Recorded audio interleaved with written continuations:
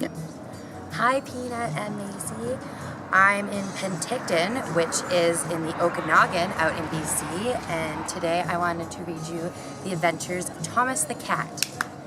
The Adventures of Thomas the Cat are actually based at this place right behind me, and you're going to recognize the picture of this place in your book when you read along with me. The Adventures of Thomas the Cat. Mom? Mom, where are you? Alone and afraid, the gray kitten hid under the grapevines. He couldn't remember where he lived. The large building didn't look familiar. Oh, look, a kitten, a woman said. He must be lost. What's your name? I'm Thomas the Cat, meowed the kitten. We'll take you home with us, the woman said. For many years, Thomas the Cat lived with his two humans in a very big house. He had lots of fun exploring. He met friendly deer, and he saw very scary cougars.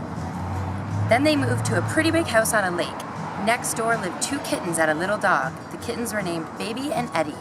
The little dog was called Cleo. He liked all of his new playmates. One day the woman asked Thomas the Cat, "Do you want to come for a boat ride with me?" "Of course," he answered, jumping into the rowboat. "Sit up front and be the lookout," she said. They rowed out onto the big lake. Thomas and his human pretended they were pirates searching for treasures. They saw birds and fish and beavers. It was all very exciting. Thomas was very happy living in the house by the lake. Then, one day, something very strange happened. There were piles of boxes in the house. Words were printed on them. Give away, sell, take. He looked in one of the suitcases. His favorite toys, plus his blanket and cans of cat food were inside. Are we moving again, he wondered? He didn't want to leave his friends, but he liked adventures. The next day, the woman said, "We are going on an adventure. We're going to Mexico." Mexico? He hoped that Mexico wasn't another name for veterinarian. He didn't like the cat doctor. Outside the house, the man loaded their things in the car. Thomas was happy that he didn't have to carry the heavy boxes. The taxi driver took them to a big building with a sign that said airport. At the airport, the security officer said, "Hold him and walk through the metal detector." Frightened, he tried to wiggle free. Lights flashed. Then she said, "Okay, put him back in his cage." An hour later, they got on the airplane. Thomas was stuck under the seat in his cat carrier. His human said, "Just a few more hours." "Humph," he grumbled. "You try spending hours in a cramped cage." Suddenly, there was a huge noise as the airplane raced down the runway, and they were flying up into the air. Whee! This was Thomas's first time on an airplane. It was scary, but fun.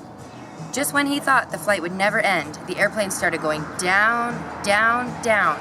It landed with a little bump on the ground. The flight attendant said, "Welcome to Cancun." Inside the Cancun terminal, they waited in line for the security officers. The guard said, "Push that button." "Okay, it is a green light. You can go." Whew.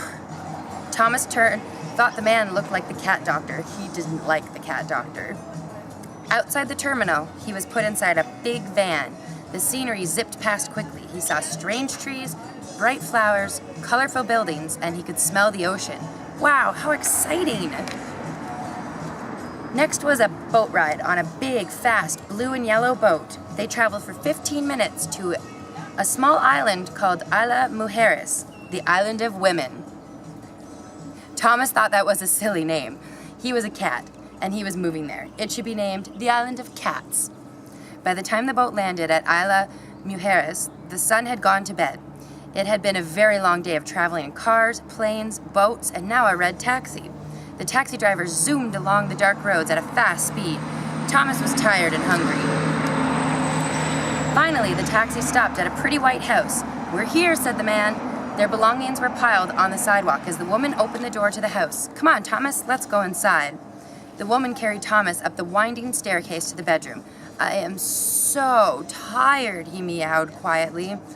Then Thomas buried his face in a stack of pillows on the big bed and fell asleep. In the morning, he tickled his human's nose with his whiskers. "Wake up, wake up." Okay, she said. "Let's have a look at your new home in Mexico." Thomas ran down the stairs. He was so excited, he didn't stop to eat his breakfast. Mexico! It wasn't another word for cat doctor. Instead, it was an exciting adventure. Running outside, he almost bumped into another cat. "Hey, who are you?" he asked. I am Princess Chica. This is my beach, she said, flicking her tail.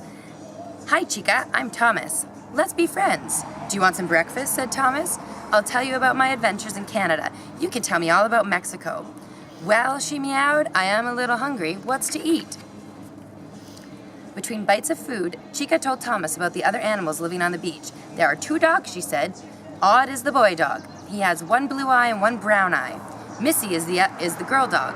Just then, the 2 dogs could be seen walking towards the house. I think there are people living in this new house. Let's go say hello. Odd stopped suddenly. Uh-oh, 2 cats. And one is Princess Chica. What do we do now, Missy? Just be friendly, Missy said. Tails wagging, Missy and Odd walked towards the cats. Hola, the 2 dogs greeted the cats. Hola, Thomas and Chica replied.